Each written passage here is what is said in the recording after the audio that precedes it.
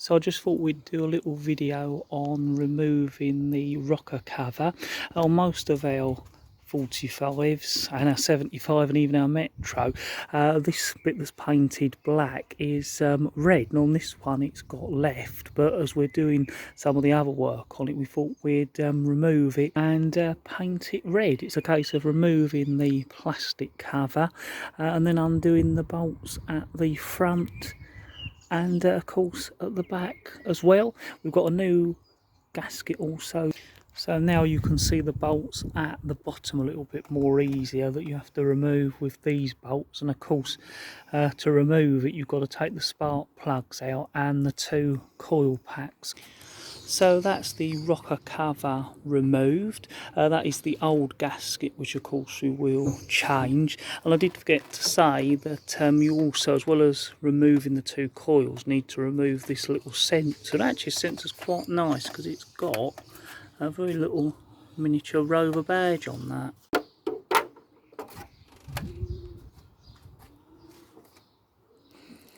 And that's the gasket removed, ready to put the new one back and also to put on our newly painted rocker head cover. And it's also a good chance to check for any wear or even damage on your camshaft lobes, as it gives you a good look inside. So it's always worth having a good look round, which we have done. So we've got the rocker cover removed and we're all ready to paint it. We're painting it with our usual high temperature red metal paint.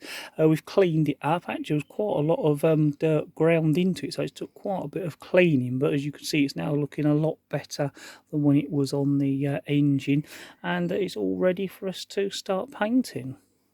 As you can see, we've also got the yellow cap lid, and what I normally do is try and clean that up as well while it's off, to try and get that a bit better.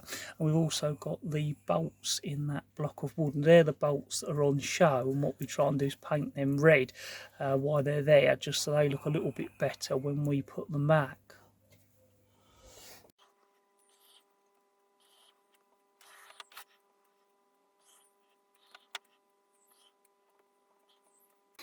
So that's it all painted, and of course the heads of the bolts painted as well. Now we'll leave it for a day or so to make sure it's definitely hard before we refit it back. And there's the new gasket all ready to fit, and as you can see, it's even all marked for you, so fairly straightforward, but always worth changing the gasket if you are going to do this job or remove the rocker head cover. So while we're opening the packet on the gasket, one thing that's worth remembering to do is to put back this little wire sponge piece, which I'm just pushing back in there because it's easy to get everything back and realise you forgot to put that in. It is quite important for stopping any sort of build up within that top piece. So that's the new gasket on, and we're ready to put the rocker cover back on top.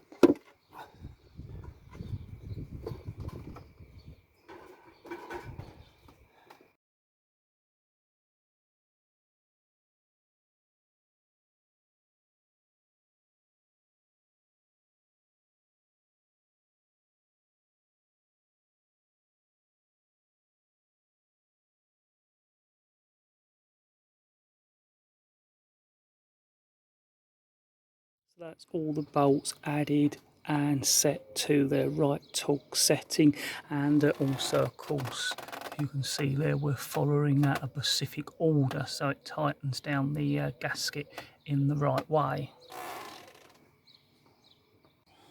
So the next thing to put back is this sensor. It goes back in that hole there. We recommend putting just a little bit of engine oil on it to help the seal, which is what we're doing at the moment.